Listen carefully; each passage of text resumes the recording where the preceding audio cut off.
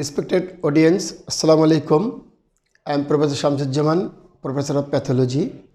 I welcome all in today's 20th lecture on pathology. Today, day 6 of lecture on inflammation. In the day 5 lecture on inflammation, I have told you about the chemical mediators. Today,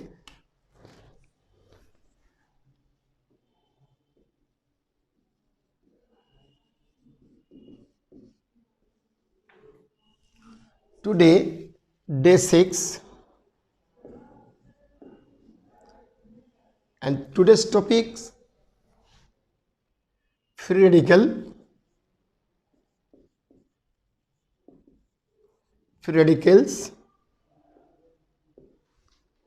beneficial effects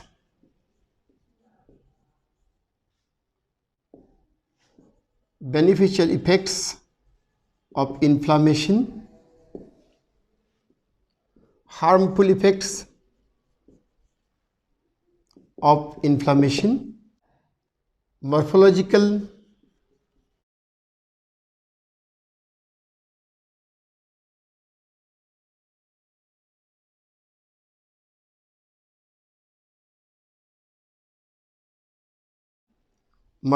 pattern of acute inflammation,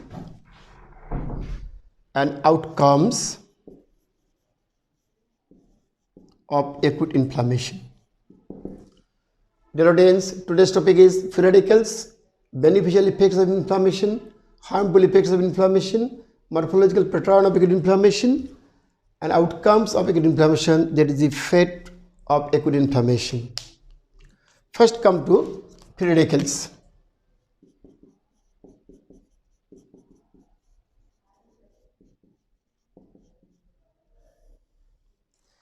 These are the chemical species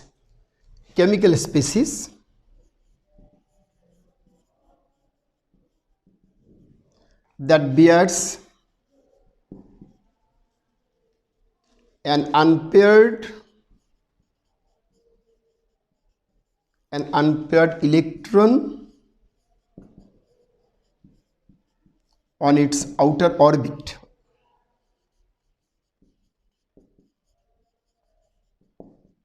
Is called free radical. So these are the chemical species that bears an unpaired electron on its outer orbit. Suppose this is the chemical species and this is the unpaired electron on its outer orbit. Dear audience, this species bearing an unpaired electron becomes very much unstable and it moves here and there, and so it becomes free, very much free, either to donate the electron to anyone or to gain another electron to become neutral. So to become neutral, it is very much unstable, so it wants to donate the electron to become neutral or wants to gain another electron to become neutral. So this is the free radicals. Now come to name of free radicals.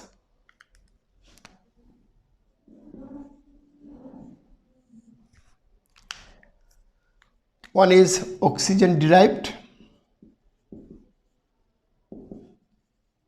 free radicals.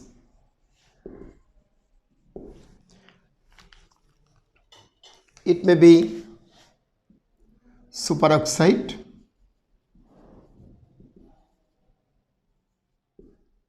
it may be hydroxyl,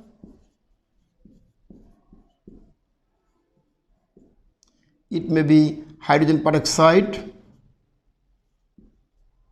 it may be nitric oxide. Again, another free radicals are drug derived.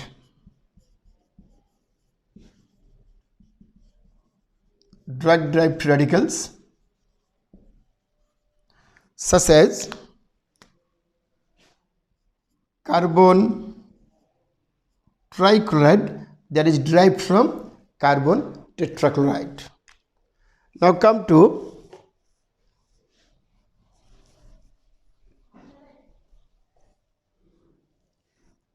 Now come to the target site of actions of free radical in cell. Target sites of action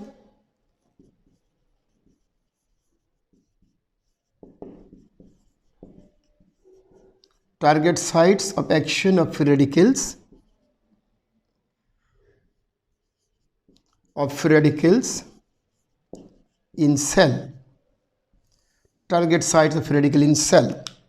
Dear audience, if this is cell membrane like this is a nucleus, and within the nucleus there is chromosome, and the chromosome is composed of DNA, and out in this cytoplasm there is mitochondria like this, there is endoplasmic reticulum is smooth and endoplasmic reticulum rough, and there is ribosome on the rough endoplasmic reticulum. The free radicals acts upon the cell in different sites. Number one, cell membrane. What it does in the cell membrane, the free radicals acts upon the cell membrane. Here the free radicals, what it does, it activates the peroxidase enzyme. Activates peroxidase. Then what happens? Activation of peroxidase is associated with lipid peroxidation within the cell membrane. What happens there? Lipid peroxidation.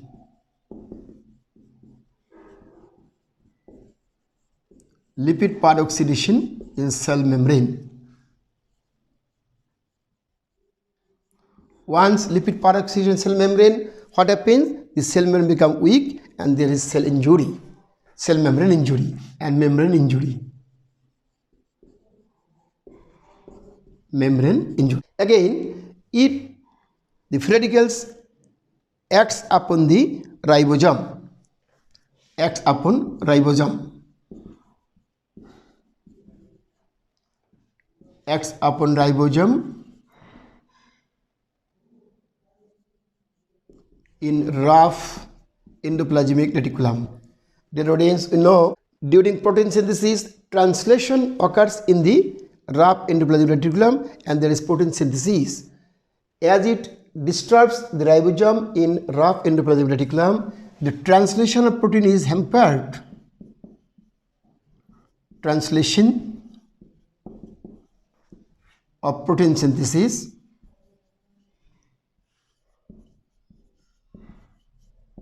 is disturbed or hampered. Then what happens? Protein synthesis is diminished. Then it acts upon the mitochondria. Acts upon mitochondria.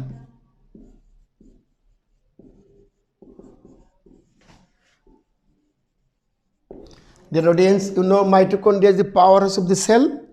Cellular respiration occurs here and oxidation occurs here. If there is disturbance of the powerhouse by the free radicals, what will happen? There will be cell injury.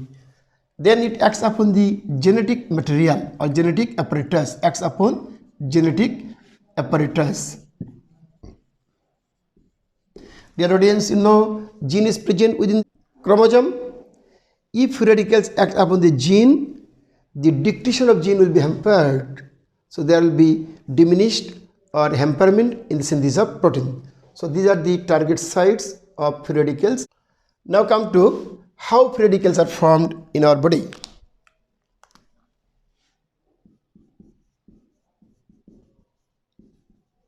How free radicals are formed in our body. How these are formed? Formed during normal metabolism. During normal metabolism, formed during transposition,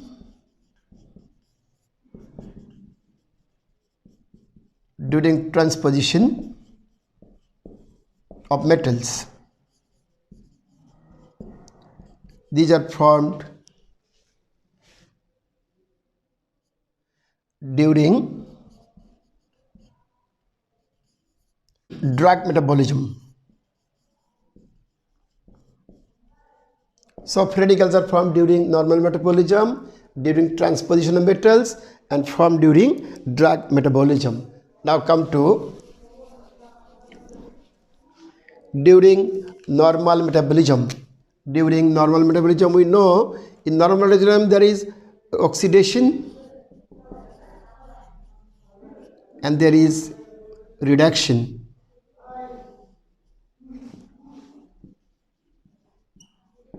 As there is oxidation and reduction during normal metabolism, so there is formation of free radicals. During transposition of metals,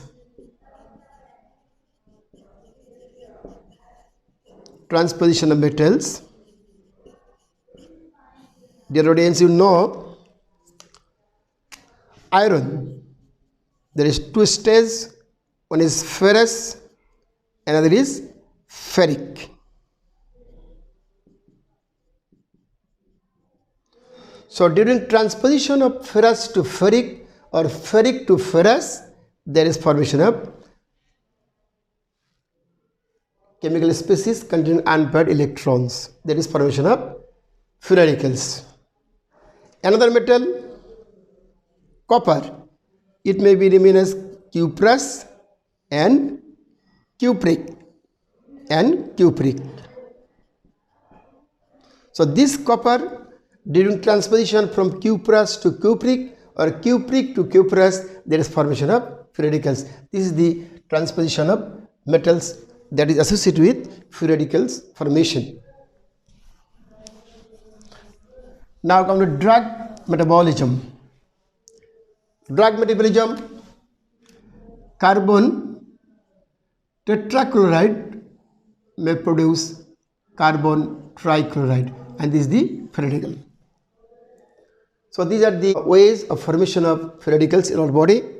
Now come to how free radical formation in our body is prevented. Prevention of free radical formation.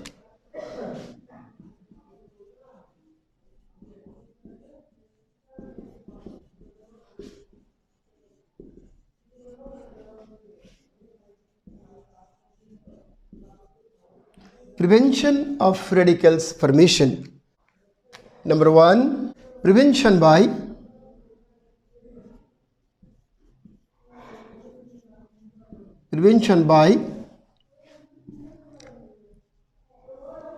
transferrin. Transferrin, you know, transferrin carries iron. If transferrin binds iron, there is less chance of conversion ferric to ferrous, ferric to ferrous, and ferrous to ferric. So there will be prevention of free radical formation. Another by ceruloplasmin.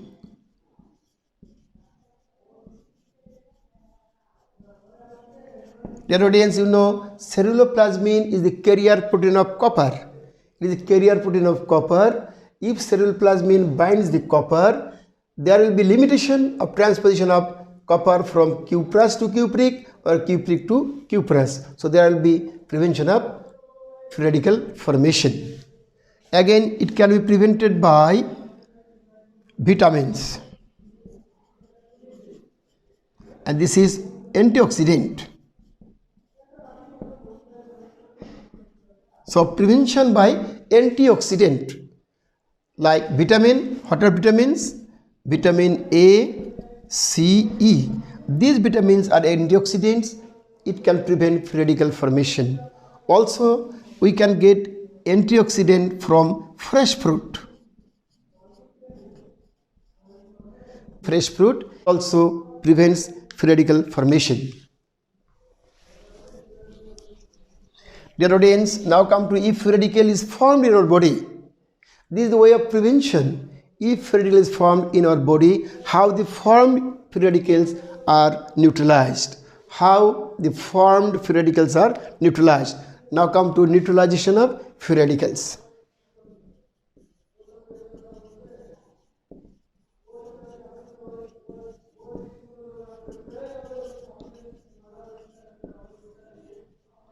Neutralization of free radicals. How formed free radicals are neutralized? Number one, spontaneous neutralization. Spontaneous neutralization. And neutralization by enzymes. Neutralization by spontaneous neutralization, another is neutralization by enzymes. Now come to what are the enzymes that are associated with the neutralization? What are enzymes associated with neutralization? Number one, superoxide dismutase.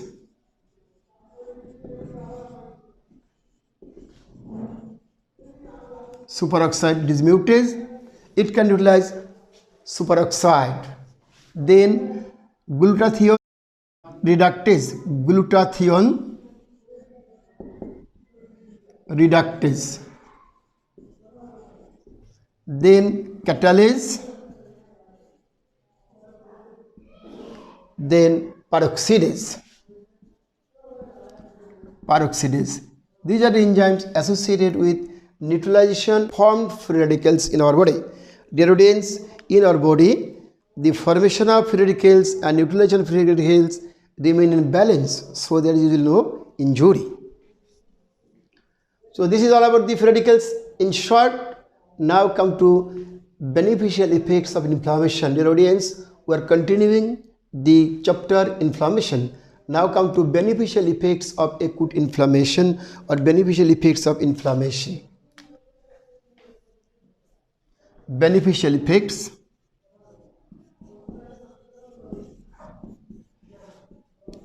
of inflammation.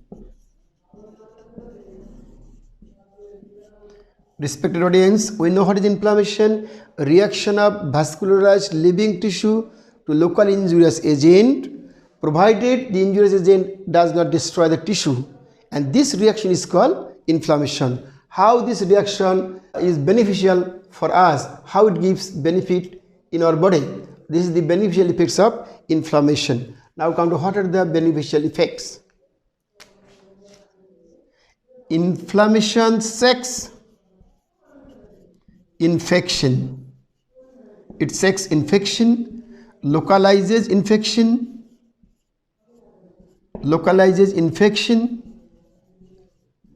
This tissue reaction seeks infection. This tissue reaction localizes infection. How it localizes? You know, in inflammation there is formation of exudates, and exudate make clot. At exudate clots, it localizes infection, it prevents spread of infection. So by this way infection is localized. Then it dilutes injurious agent. It dilutes injurious agents. Then injurious agents are also destroyed. Destruction of injurious agents. How? The injurious agents are destroyed by phagocytic cells. You know, phagocytosis is one of the steps of, or one of the events of inflammation. Another beneficial effects: inflammation limits tissue injury. Limits tissue injury. How it limits tissue injury? How it limits tissue injury? Dear audience, you know, as exudates clots, due to clotting of exudates, spread of inflammation is prevented. As spread of inflammation prevented, so it limits tissue injury. Another, it restore tissue towards normal. It restore tissue towards normal.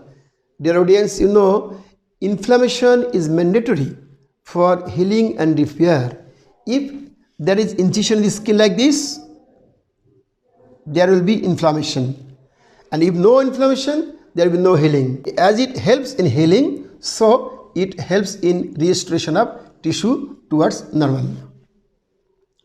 Another beneficial effect of inflammation, sometimes due to subclinical infections, we may gain immunity. So subclinical infections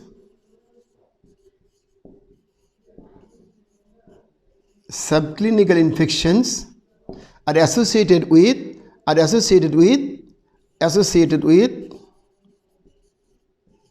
development of immunity.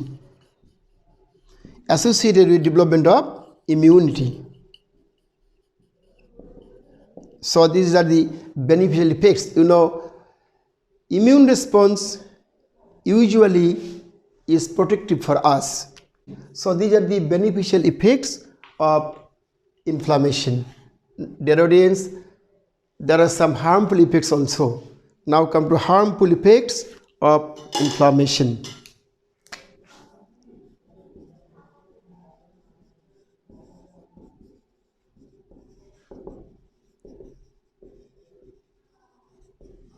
Now come to harmful effects of inflammation. What are the harmful effects? Hypersensitivity.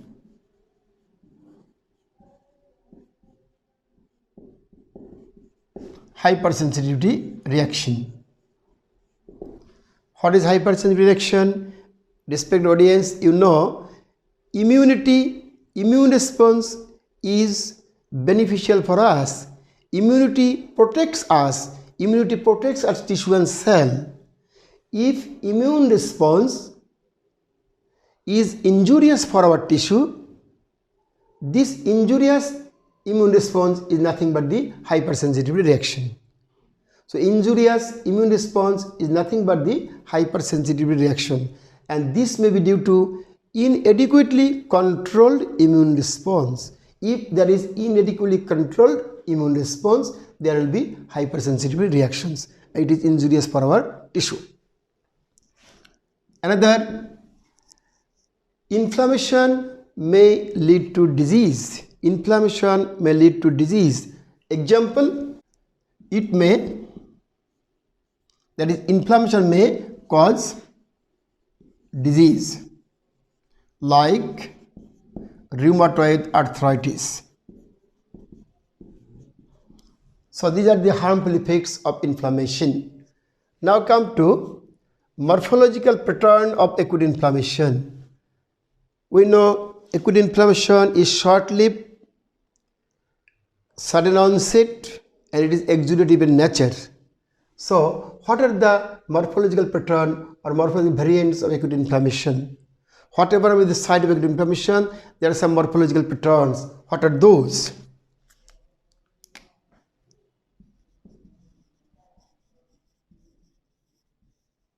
Morphological pattern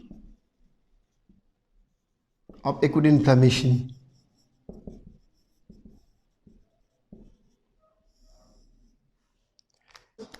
It may be serous type,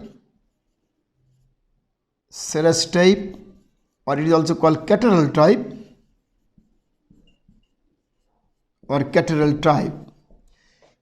The acute inflammation where the exudate is watery, such type of acute inflammation is called serous type of acute inflammation. For an example, acute allergic rhinitis. It may be fibrinous. It may be fibrinous type. When the exudates is mucinous, such type of acute inflammation is called fibrinous type of acute inflammation. It may be suppurative type.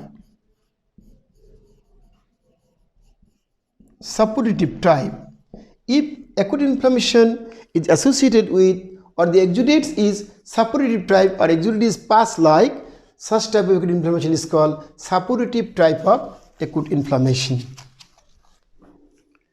It may be hemorrhagic type.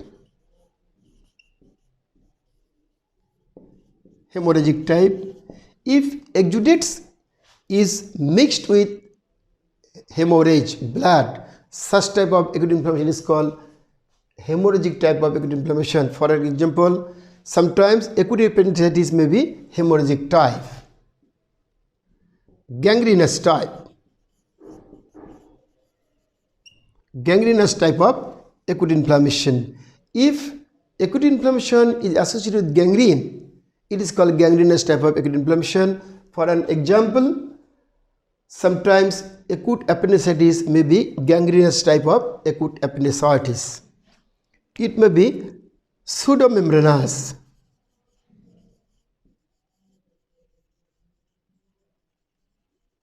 Pseudomembranous type of acute inflammation.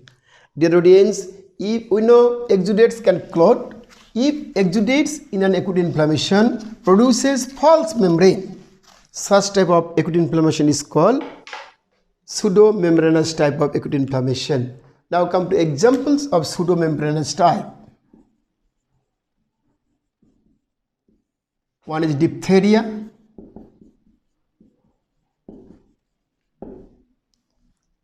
Dear audience, you know diphtheria usually occurs in throat, in and around the tonsil.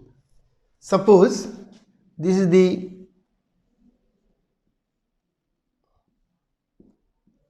inlet of larynx like this.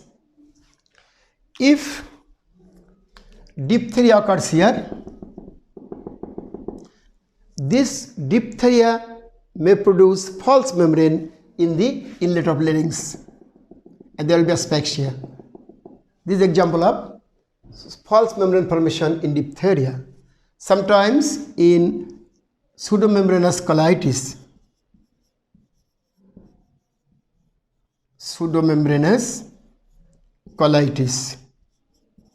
in this type of colitis, pseudomembrane is formed in the lumen of the colon. So these are the morphological variants, morphological types of acute inflammation. Now come to outcomes of acute inflammation. Dear audience, acute inflammation may occur at anywhere of the body, in any organs of our body.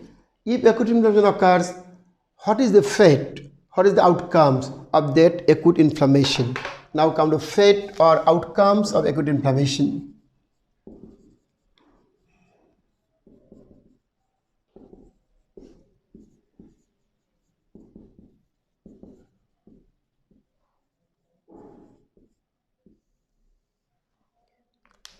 Number 1, complete resolution.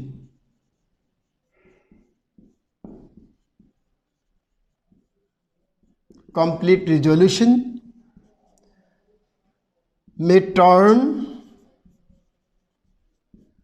to chronic inflammation.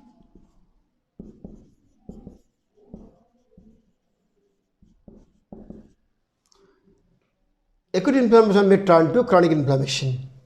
Suppuration and abscess formation.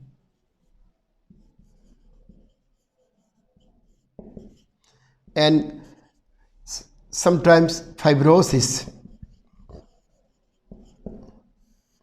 Dear audience, if acute inflammation, whatever may be the site, if acute inflammation is associated with tissue injury, it may lead to fibrosis. If acute inflammation is associated with tissue loss, then there is question of fibrosis, otherwise no fibrosis. So one is complete resolution, may turn to chronic inflammation, suppuration and abscess formation, and fibrosis. Now come to what we mean about complete resolution.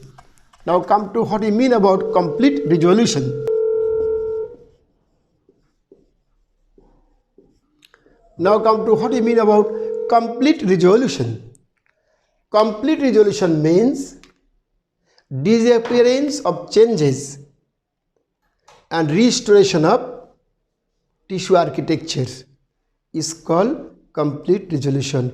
Dear audience, you know in acute inflammation there is redness, there is swelling, there is pain, and there is functionalism. These are the changes. If the changes disappears and the tissue change that was in acute inflammation is restored, then it is called complete resolution. Now come to what is complete resolution? It means disappearance